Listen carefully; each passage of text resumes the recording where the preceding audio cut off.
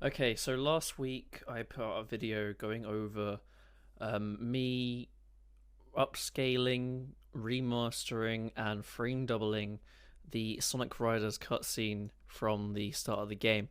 This original file is 480p and runs at 24 FPS, and you can see a little preview of it here. What I did was upscale it to 8K while doubling the frame rate to 48 and then using interpolation to smooth out to 50.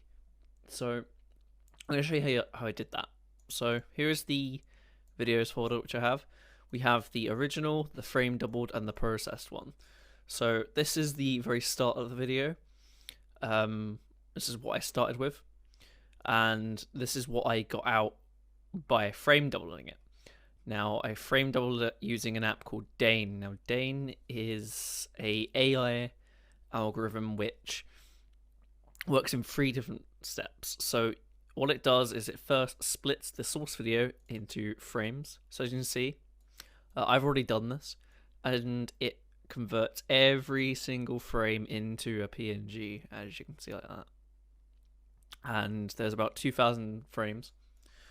Total in quite a lot. I'll see. Yeah, look, 633 megabytes. So those are all 480p stills. What happens next is it will then feed these frames into Dane, and it will do its AI magic and output doubled frames. So there's a lot of different methods to doing this. I just left it as the default and the best. And leaving it as default, all frames are treated the same, and the length of the video won't increase or decrease. It will just make it smoother. Now, I don't have these smoothed out frames anymore, and generating them again does take quite a while, so I'm not going to be doing that. But trust me on this, it comes out to around 5,000 frames, give or take. It does include any duplicate frames, but there are methods to get rid of the duplicate frames. After that, Dane will convert all those frames back into a video using FFmpeg, and this is what you see here in this frame doubled version. Now, it does this without any audio. You can see if I unmuted this doesn't have any audio, and it does look a little bit choppy, as you can see. This is a little bit of artifacting which happens. I'm going to also run through and just maximize the video, and you'll see a little bit of warping in these buildings, which is really weird, but it's not really much you can do about that. But after that, we come to this process one, which is basically the sort of master copy of all this. Again, it's still a little bit choppy, but I think that is because I am recording and Windows Media Player isn't doing a very good job of interpolating those frames. But as you can see, it's a lot smoother. Next up, I put this in through After Effects. I don't have the original source file, and I run these through After Effects, turning on the frame blending, motion blur options here. I don't know why they're off here, probably because I didn't save the project. But the composition is set to 48 frames instead of 47, so that sort of smooths it out just a little bit. Now, this project is a live link project, which means it works between After Effects and Premiere.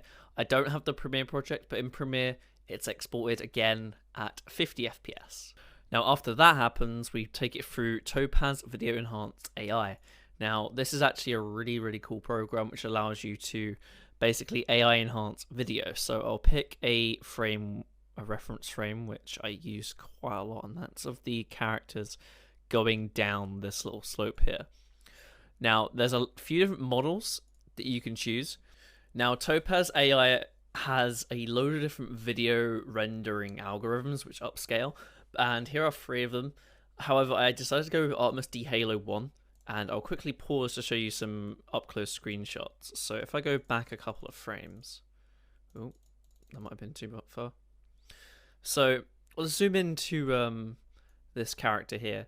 So on the Artemis D Halo Strong, you can see that it over blurs and over sharpens. D Halo Normal doesn't do this.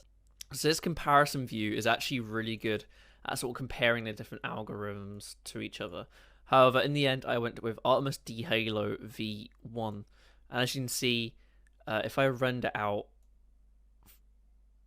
a section like this, you can see that it clears up a lot of the noise very well, despite being in motion, which is actually really good. And this is it being only upscaled twice. The final video is actually upscaled to 8K, so I'll quickly set to 8K, and then we'll re-render that same sequence at 8K, and we'll see a drastic difference. And you can see here in this 30 frame sequence, there's a massive difference. Oh, that's a bad frame. Let me get one which... There you go. As you can see, there is a massive difference in the way the image is processed. There is a little bit of fuzziness, but that is because of movement and stuff like that. The algorithm can't really... the algorithm isn't perfect, basically. That's what I'm trying to say. You also see it shifts the image down. That is because it converts it into a widescreen format. I don't have like widescreen borders on, so you won't be able to see that, but that is why it shifts the overall image down. So other than that, I rendered it all in 8K, and that's pretty much how I made the final product. Now I don't have the final product on my hard drive because it took up a whopping like 49 gig, but you can download it in the link in the video description below, as well as on the original video. And that's how I made this cutscene in Sonic Riders, which was originally 480p at 24 FPS into 8K at 50 FPS. Thanks for watching.